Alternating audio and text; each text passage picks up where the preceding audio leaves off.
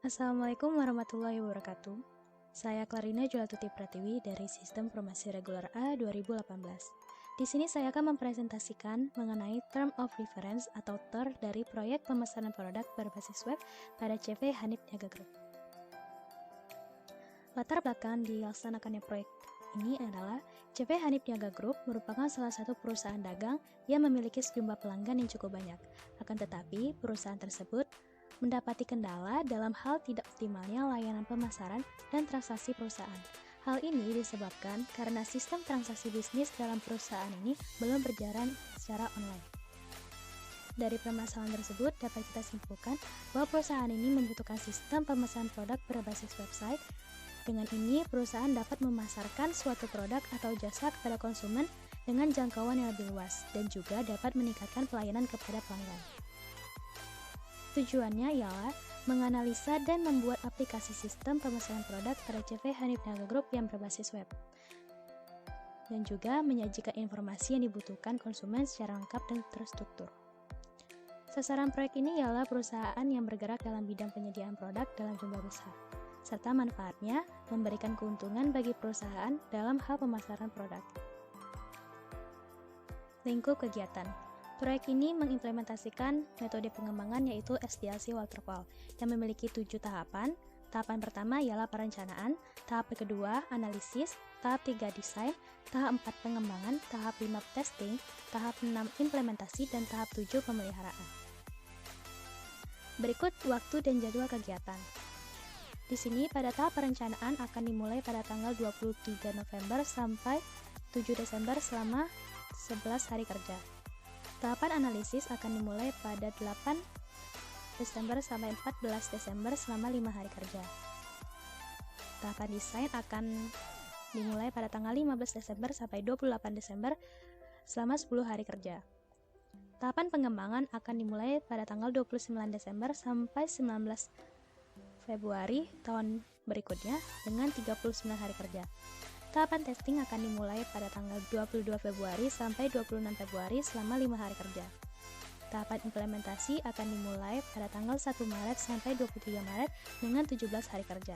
Serta tahap pemeliharaan akan dimulai pada tanggal 24 Maret sampai 30 Maret dengan 5 hari kerja.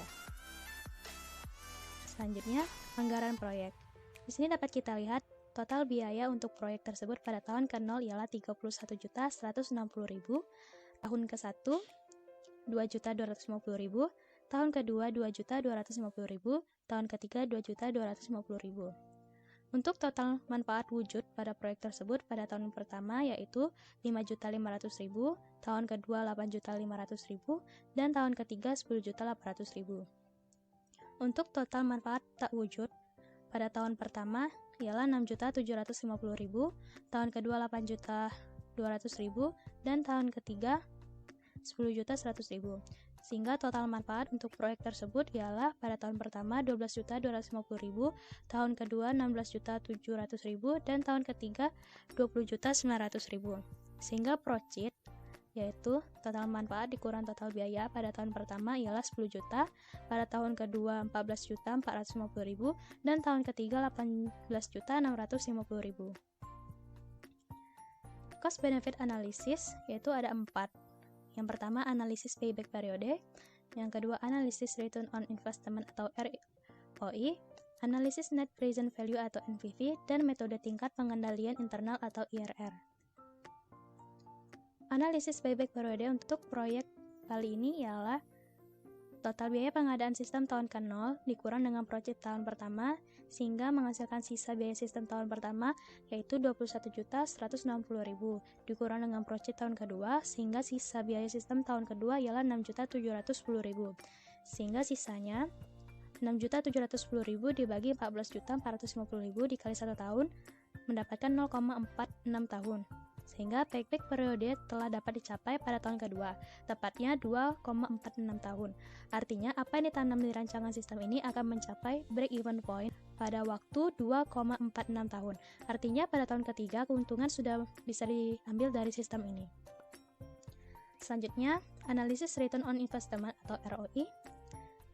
Dapat kita lihat di sini total biaya untuk proyek tersebut ialah 37.910.000 dan total manfaatnya 49.850.000. Untuk ROI-nya ialah total manfaat dikurang total biaya dibagi total biaya dikali 100%, sehingga mendapatkan ROI-nya 31,50%.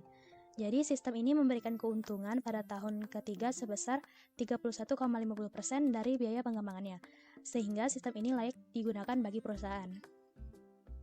Selanjutnya, analisis Net Present Value atau NPV. Di sini untuk mencari nilai NPV ialah minus nilai proyek ditambah project tahun pertama dibagi 1 ditambah suku bunga pangkat tahun pertama sampai project tahun ke N dibagi 1 ditambah suku bunga pangkat tahun ke N. Dapat kita lihat di sini NPV untuk perusahaan tersebut jika suku bunganya 10% ialah Rp3.850.078,88. Sehingga keuntungan yang diterima oleh perusahaan pada tahun ketiga apabila sistem ini diterapkan adalah Rp3.855.078,88 atau NPV lebih besar dari 0, maka proyek tersebut layak dilaksanakan. Selanjutnya, metode tingkat pengambilan internal atau IRR. Di sini untuk IRR-nya I1 10%, maka NPV 1-nya Rp3.855.078,88 seperti yang kita cari sebelumnya, sehingga nilai NPV-nya positif. Dan jika I2-nya atau suku bunga keduanya 20%, maka kita dapatkan NPV keduanya itu bernilai negatif sebesar minus Rp1.998.348,85. Sehingga IRR-nya ialah 10% ditambah 20% dikurang 10% dikali NPV pertama dibagi NPV 1 dikurang NPV 2. Sehingga IRR dari proyek tersebut kita dapatkan 16,6%. Artinya proyek ini akan menghasilkan keuntungan dengan tingkat bunga 16,6% per tahunnya. Apabila tingkat bunga pengembalian atau rate of return yang diinginkan ialah 10% per tahun, maka IRR lebih besar daripada 10%. Dengan kata lain, proyek dapat diterima. Untuk outline pelaporan pada proyek kali ini, pelaporan terhadap pengembangan sistem pemasaran produk berbasis web CV Hanif Niaga Group dilakukan oleh manajer proyek kepada kepala perusahaan CV Hanif Niaga Group. Pelaporan proses pengembangan dilakukan tiap 1 minggu. Proses pelaporan pengembangan proyek melalui email proyek dan tatap muka antar kedua belah pihak, serta proses pelaporan menggunakan media yang terdokumentasi. Berikut tampilan interface dari rancangan proyek. Di sini dapat kita lihat tampilan interface untuk konfirmasi pesanan yang ada di website CV Hanif Niaga Group. Di sini dapat kita lihat form login untuk website CV Hanif Niaga Group.